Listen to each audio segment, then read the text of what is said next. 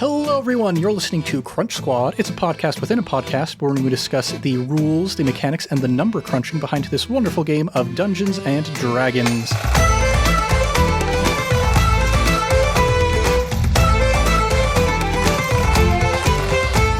I am Ned, your host for Crunch Squad, and today I'm joined by... Thomas, it's me. I'm here. Yes, back in the saddle to talk about some geeky man-in-the-corner stuff. It's exactly where I want to be. Well, today's suggestion comes from an email that was sent to us by one of our listeners, Elsa. Thank you for all of the emails you've sent us. We've loved to hear from you. And this had a couple different requests, but today we want to focus on a species. I believe the pronunciation is Aasimar, I want to say. Yeah, a couple of different pronunciations. Aasimar, Aasimar. Aasimar. Aasimar. I just call it Aasimar. Yeah, the one that I think Chris Perkins has settled on is Aasimar. So I think that I'll try to make sure that I remember to say that correctly throughout this episode. Because they're awesome. Yes, Aasimar. Awesome are they. So there are... Inspiration. Thank you. You can be a cool DM even when we're not playing. Look at that. Oh my gosh.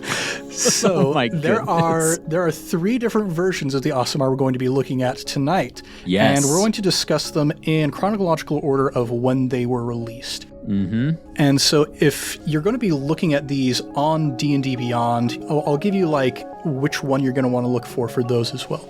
But chronologically, the first one that was released is actually in the Dungeon Master's Guide. Yeah, from day one. Yeah, it's in a section, the Dungeon Master's Workshop, about creating new character options, and it's an example for how to create a new race. And this is where you can find out if your DM is cool because, or at least back in the day when 5e first came out, because they were really the only ones that had access to the Dungeon Master's Guide, because the players aren't really going to buy the Dungeon Master's Guide or the Monster Manual unless they're planning on Dungeon Mastering, right? So the Dungeon Master really has to then present these options to your players and be like, hey, by the way, here's some potential options. Now, it's not as pretty and drawn out as it is in the player's handbook, because this is merely sort of like an archetype, a skeleton, if you call it, on how a dungeon master can create their own race with their own attributes and make it balanced in the world of 5e. Yeah, in fact, what they did with this version of the Aasimar is they essentially just said, hey, let's look at the Tiefling. The Tiefling is a humanoid with fiendish blood. Let's just kind of flip that on its head and turn it into a humanoid with celestial blood. And so thematically, like, the mechanics here are very different than what you're going to see in the more fleshed out versions of the Aasimar. So pretty straightforward, starting with an ability score increase wisdom by 1, charisma by 2.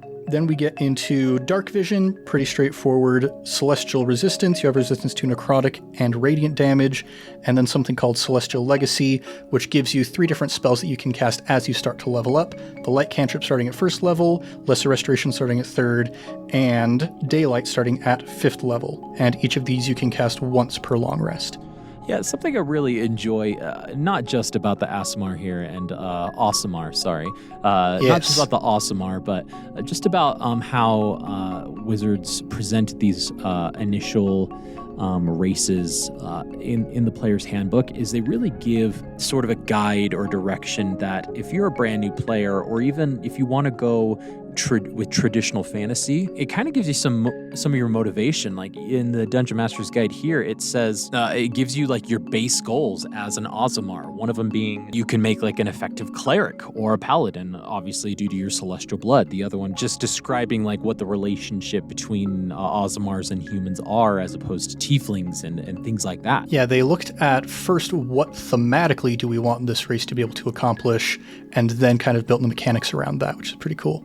Which I think and this will be the end of my tangent here because I could go on for days, but as we've explored and discovered in I Cast Fireball, is when you deal with theme first and then you work towards the mechanics or you work towards a character, it comes a lot more natural when it comes to role-playing and when it comes to interacting with your dungeon master and becoming invested in the character, because you were invested at the very first step of exploring the theme and finding something that latched onto you, as opposed to trying to make yourself play some like the healer just because, and then trying to find a way around that, if that makes any sense. Mm-hmm. And now we're going to get into the subsequent versions of the Aasimar that were a bit more thought out. Yes. And these two are very, very similar in a lot of ways. The updates that they made to the Aasimar, it originally was released in Volo's Guide to Monsters.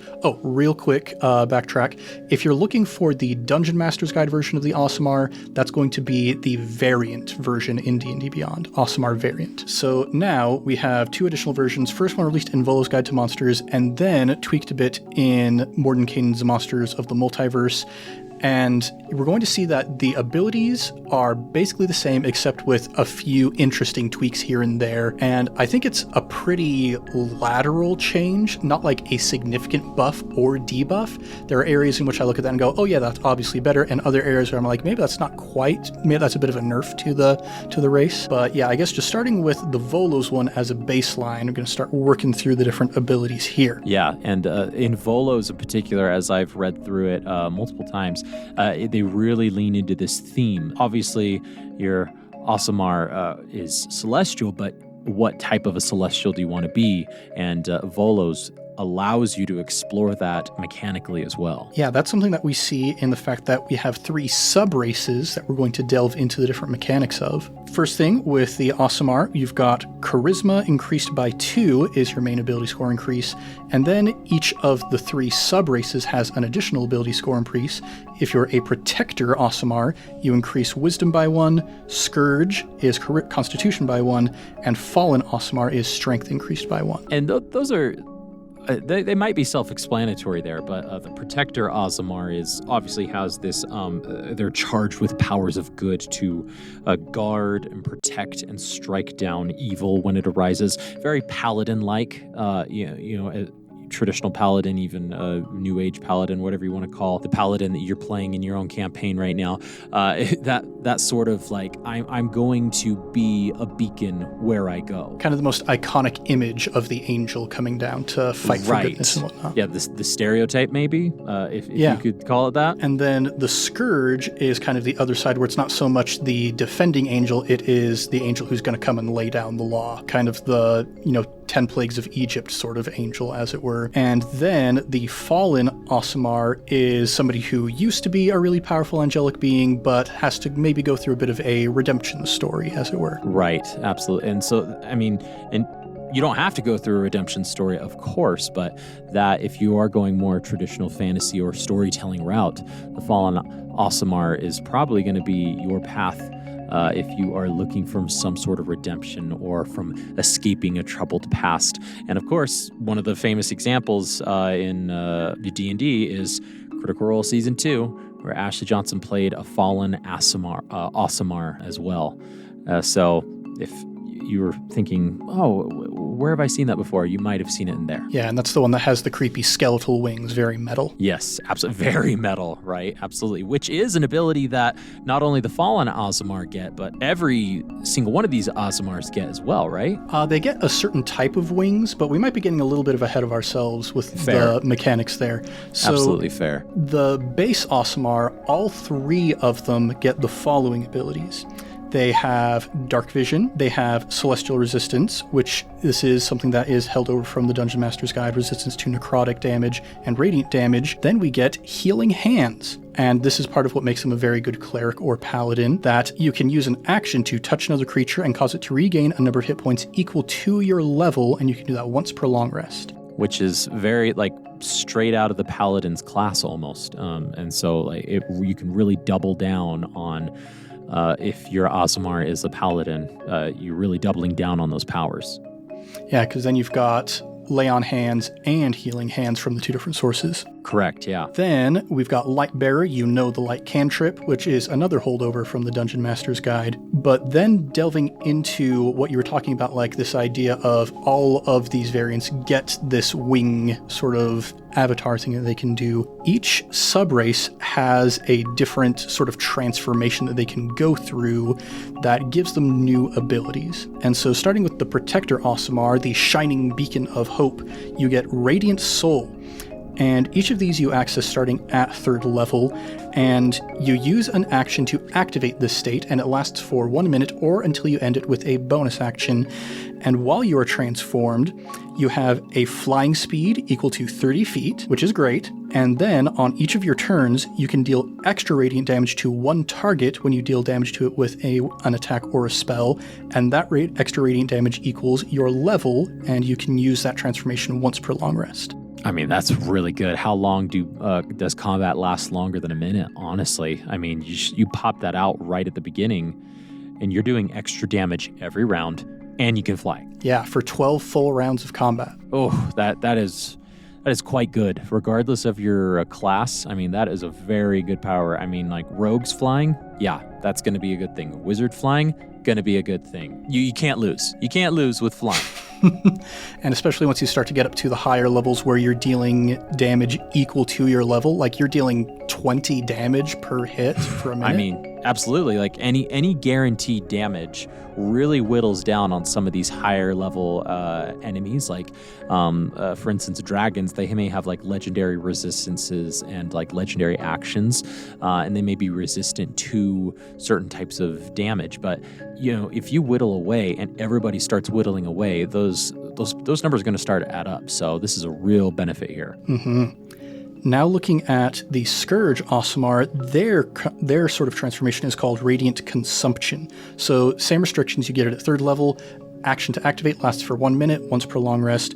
When you transform, you shed bright light in a 10-foot radius and dim light for an additional 10 feet.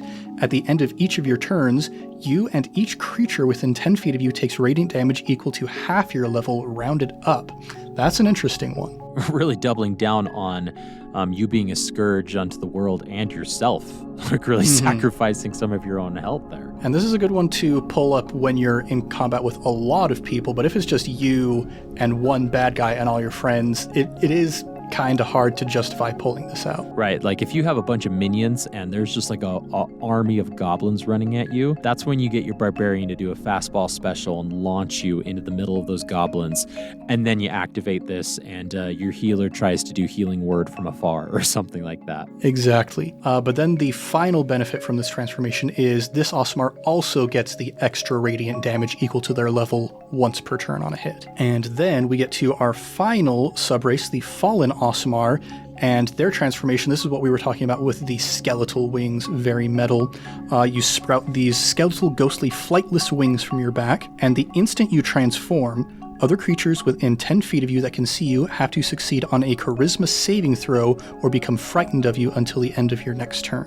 Which frightened, I mean, we've come across it a little bit in I Cast Fireball, but frightened is a nasty condition. It doesn't necessarily make you run away, but you can't advance towards the target, and you have disadvantage on attacks while, I think it's melee attacks, while the person is within range of who you're afraid of or within sight. Yeah, within line of sight. So that's a pretty good buff. And then these guys also get the extra damage to their hits, but instead of radiant damage this time, it's necrotic damage because you're metal and super edgy. Yeah, that's probably the best way to think about it. Very, I don't know, very, very metal is just a very succinct way to put it. And then we're going to start looking at, now that we've gotten through all of this stuff in the Volo's version, we're going to compare and contrast that with the Monsters of the Multiverse version. Yep, and while Ned's pulling that up, I'm just going to point out real quick in Volos, for all of you Dungeon Masters there, if you're trying to help your Aasimars be awesome, there's a little blurb in Volos that say, hey, note to the DM, playing an angelic guide. It's just 2 short paragraphs on how you can really help your Aasimar feel like an Aasimar instead of like just a human with wings. And so now looking at the most recent version, like I said, it's very, very similar in a lot of ways. So we're going to have to dig in pretty deep to find the specific differences. First thing to note, the new version, you can be medium or small when you choose this race. Ooh, now I should preface, I actually don't have this book yet, so this is all new to me as well. So Ned will be guiding me, just like you, dear listener. And I think we're going to have some fun, Thomas, with you and your math background going into some of the statistics and the dice math and whatnot. So things that we see that are similar, Celestial Radiance, still have that. Dark Vision, still have that. Healing Hands, Lightbearer, we still have that. That's exactly the same. But the differences come in the Healing Hands ability and the fact that we no longer have 3 separate sub-races.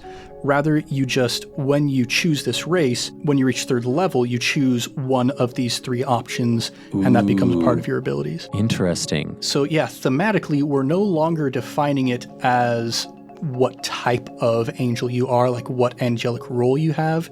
It's just kind of what ability you have that comes along with you. Which, we know Wizards of the Coast, they're moving more towards that not generalization, but that customization option for players in the edition coming out next year and all their future books as well. So that makes sense. Yeah, and in some ways kind of, you might say, divorcing mechanic from thematic, which for some people is really great because, maybe you want to play a kobold druid, for example, even though it's not the best combination, and still get some good mechanical customization out of that. But, it might be a bad thing as well if you really like having your mechanics tied to the thematics of your character. So pluses and minuses. Now, looking at the different variants, I want to get to Healing Hands last because that has some of the most kind of mechanical crunch to it that I want to get into. Mm-hmm. But looking at the different abilities, they technically speaking have the same name. We've still got Necrotic Shroud, we've still got Radiant Consumption and Radiant Soul, and they still generally speaking do the same thing,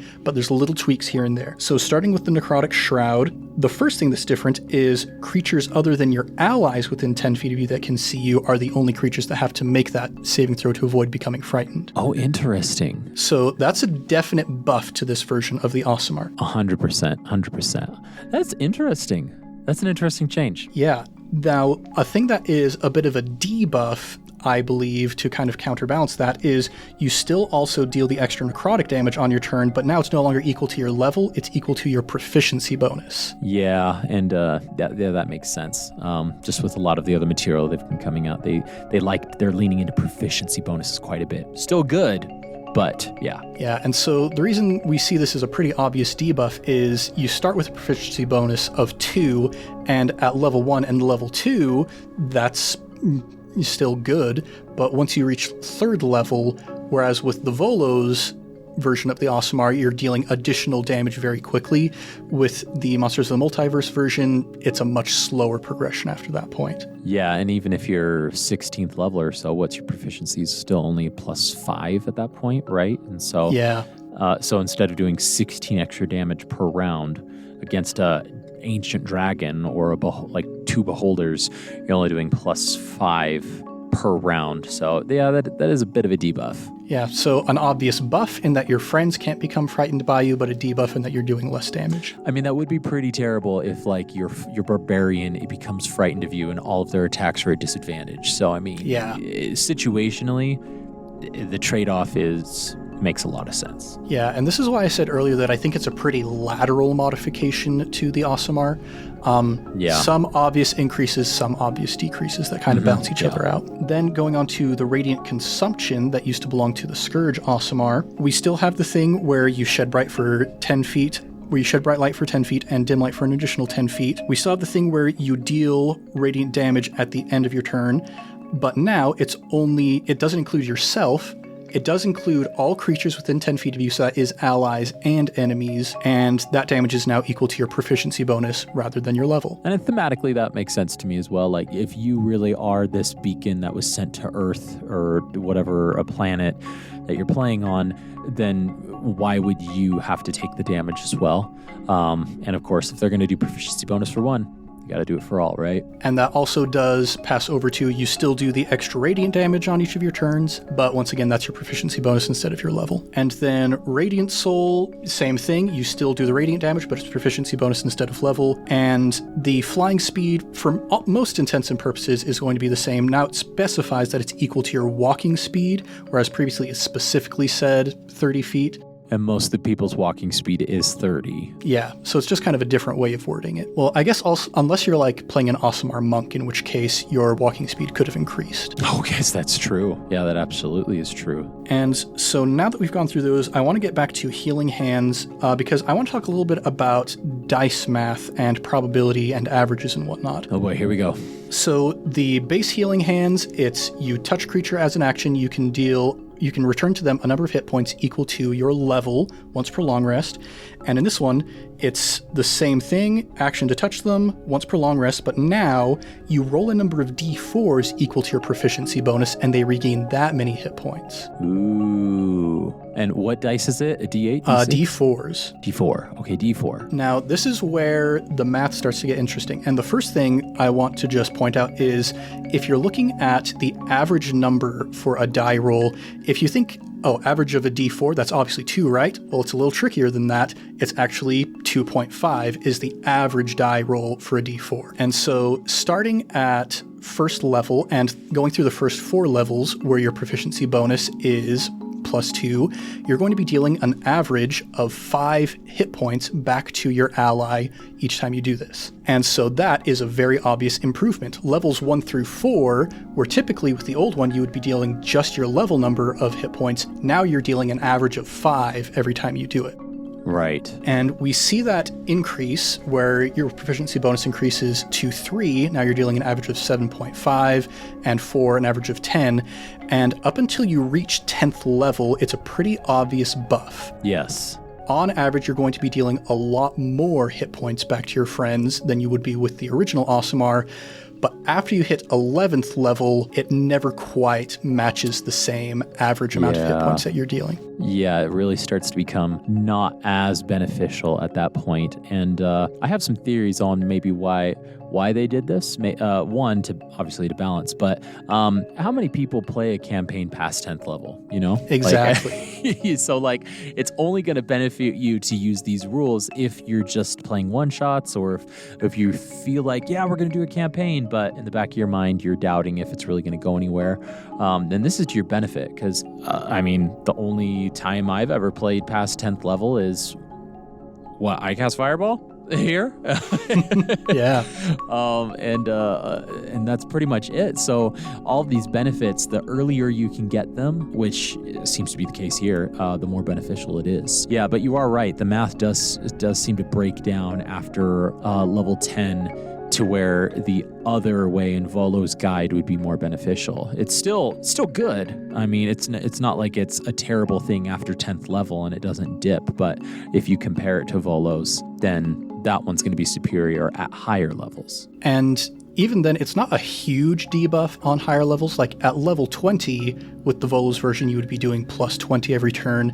It's only down to an average of 15, which isn't a huge decrease, but even then you still have the potential to maybe get up to 24. So, right, absolutely. I think, and it's all the randomness, right? Like, because you're rolling dice now, instead of having a guaranteed level and be like, oh, I can guarantee give you 15 hit points or whatever. I can guarantee give you 5. Now it's a dice roll of like, crap, I could give you 5, or I could give you 2, and that could really screw us either way. Like, do I want to waste my action and possibly only give 2 compared to 5, or what have you? Yeah, so this is where we get into, kind of like I talked about in the Kobold episode, all of these options are still available to you. And so now that we've gone through the differences between them, hopefully you can make a more informed decision of when you hop into D&D Beyond to create your Aasimar character, do you go with the most recent one, or do you find the one that has the legacy tag next to it and make the Volo's Guide to Monsters version of the Aasimar? And, hopefully we've given you enough information to inform that decision. Yeah, absolutely. And it's awesome that you have so many options here, and that you're going to continue to keep having more options as Wizards of the Coast keeps moving forward. For anybody who doesn't know, next year is going to be a huge year for D&D with, they're not calling it a new system, but for a new upgrade, a new update to the rules, and new adventures as well. So it's going to be a big year, and there's going to present a lot of options for people to be able to explore and use to really feel that they can create the hero that they've always wanted to create. And a lot more crunch squads for us to do. Yeah.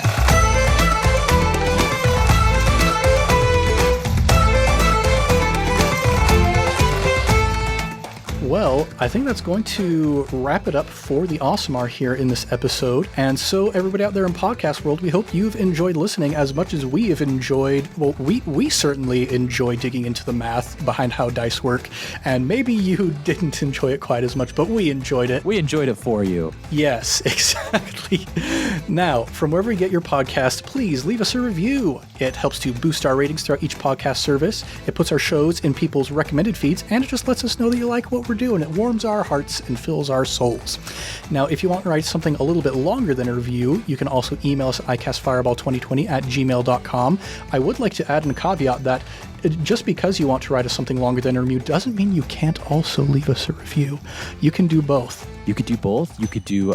You can also go visit our Ko-fi page. You can also go visit us on our social media web pages: Twitter, Facebook, YouTube, Instagram, and also visit us there. Yeah, with the handle icastfireball20.